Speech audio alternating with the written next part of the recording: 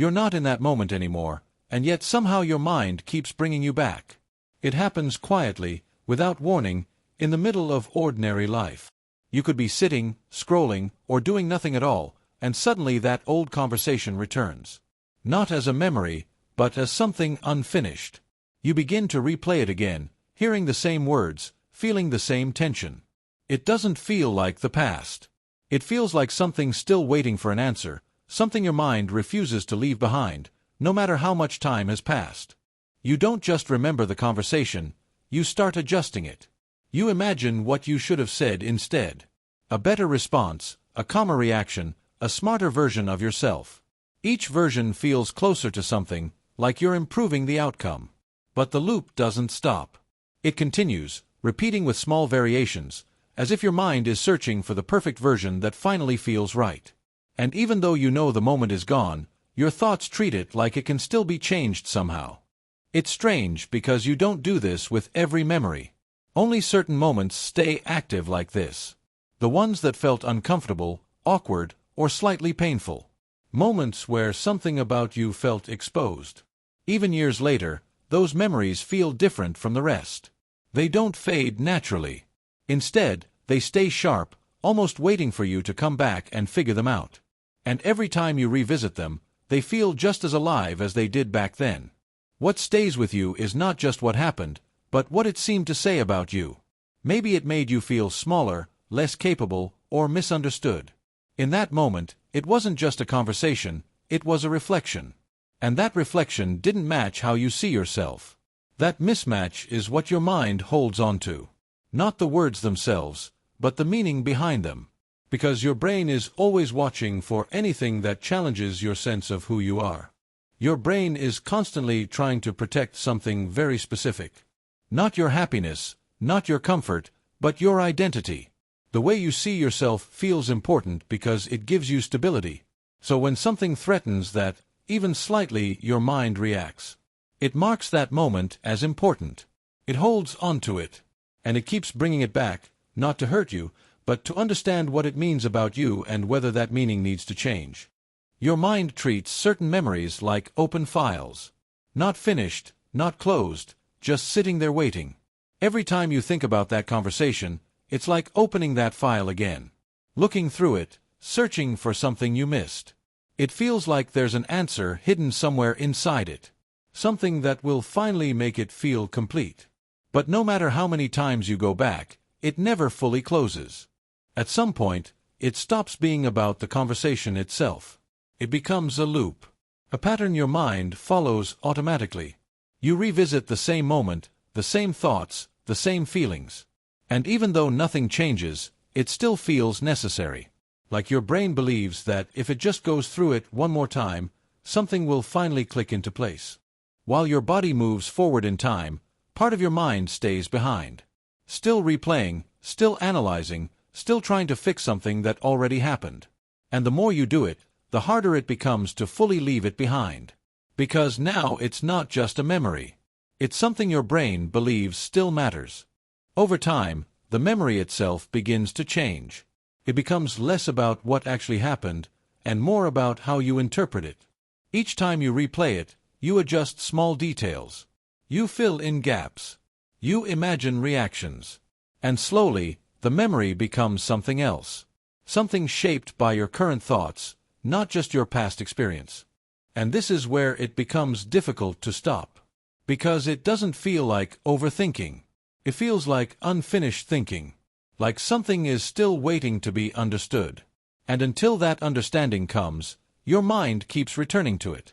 Not to trap you, but because it believes there is something important still left to figure out. This tension has a name in psychology. It's the discomfort of holding two opposing ideas at once. Your brain wants a clean, stable picture of who you are. But that memory doesn't fit perfectly into that picture. So your mind keeps working on it, like trying to force two puzzle pieces together. It believes that if it just thinks about it enough, the pieces will finally connect. Your brain doesn't just remember events. It builds a story out of them. A story about you, your behavior, and what it all means. And when something doesn't fit the story, your mind doesn't ignore it. It tries to edit it. It replays the moment, adjusts the meaning, and searches for a version that feels consistent with who you believe you are. But each time you revisit the memory, it changes slightly. You don't notice it, but your brain adjusts details. You imagine different reactions, different tones, different outcomes. And over time, the memory becomes less stable. It becomes something shaped by your thoughts rather than something fixed in reality. It's like trying to sharpen a blurry image by redrawing it again and again. Instead of becoming clearer, it slowly loses its original shape. The more you think about it, the less accurate it becomes. But your brain doesn't stop, because it's not trying to preserve the memory. It's trying to make sense of it. What keeps the loop alive is not just thinking, it's emotion. That moment carried a feeling with it. Maybe discomfort, embarrassment, or regret. And every time you revisit the memory, you don't just think about it, you feel it again. That feeling tells your brain that the moment is still important. Your emotional system reacts first. It marks the experience as important. Then your thinking system tries to understand it. But instead of resolving it, they start feeding into each other. You feel something, so you think about it. And then your thinking brings the feeling back again. This is how a simple moment turns into a long-lasting pattern. Not because the moment itself was so important, but because your brain created a loop between thought and emotion. And the more you stay inside that loop, the more natural it becomes for your mind to return to it again. But something changes when you start to see the loop instead of being inside it. When you notice that your thoughts are repeating, not progressing. That awareness creates distance. And in that distance, something new becomes possible. The goal is not to force the loop to stop. It's to understand why it exists. Because once you understand that your brain is trying to protect your identity, not trap you in the past, the loop begins to lose its intensity. And from that point, you can start to respond differently, not by fighting your thoughts, but by changing how you relate to them. What begins to change is not the memory itself, but your relationship with it. You stop engaging with it in the same automatic way. Instead of being pulled into the loop immediately, there is a small gap between the thought and your reaction. In that gap, awareness begins to form. You realize that the memory is not happening again in reality. It is only being replayed inside your mind. And that realization slowly weakens its emotional grip. The situation no longer feels like something unfinished, but something being revisited unnecessarily by a mind trying to protect a version of identity. Your brain does not respond well to forceful control. When you try to stop a thought directly, it often becomes stronger. But when you pause instead of react, something important shifts. You are no longer feeding the loop with attention and emotional energy. You are simply observing it. This activates a different mode in your brain, where awareness replaces automatic reaction. The thought still appears, but it no longer pulls you in with the same intensity. Over time, this reduces the emotional reinforcement that keeps the cycle alive, allowing your mind to slowly detach from repetitive mental engagement patterns. One of the most powerful shifts happens when you stop treating thoughts as commands and start treating them as mental events. A thought about a past conversation is not an instruction. It is just activity in the brain. When you sit with it without reacting, it loses urgency. Neuroscience shows that emotional reactions strengthen neural pathways, while non-reactive awareness weakens them over time. So instead of resisting or analyzing, you simply allow the thought to exist without participation.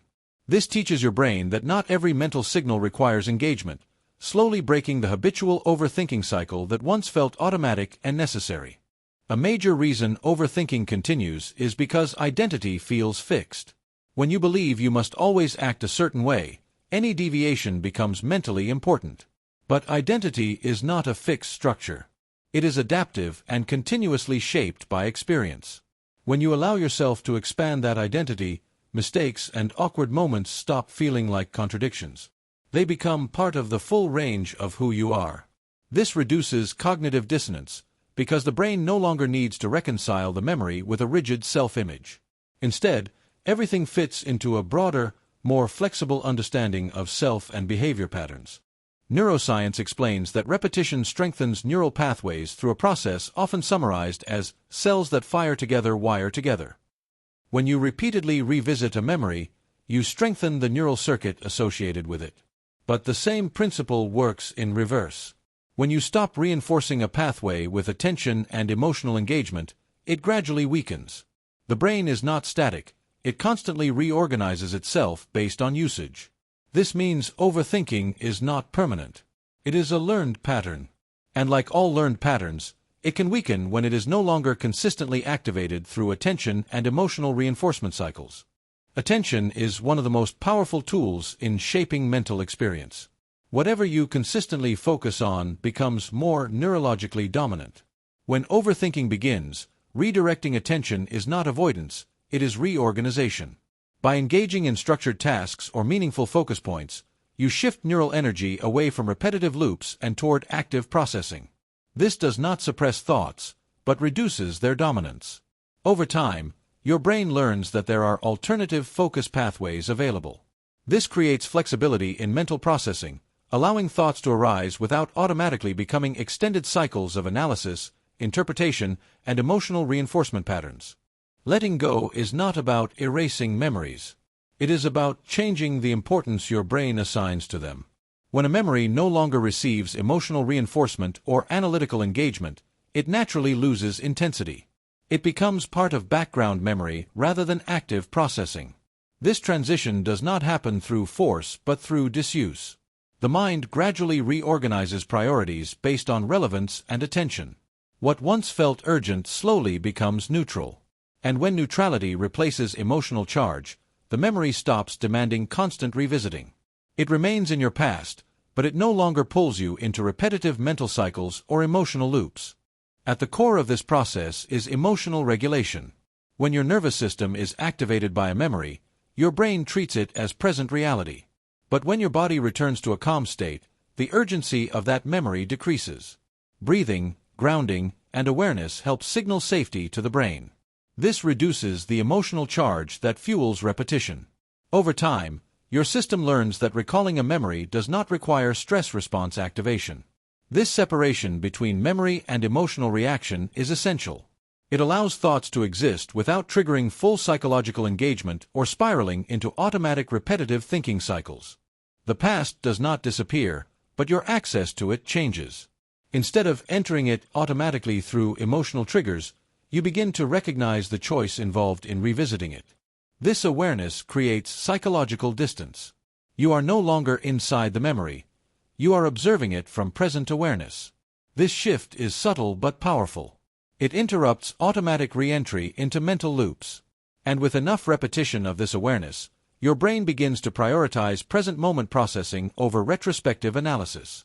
The memory remains available, but it no longer pulls you in with the same unconscious force or emotional urgency it once had.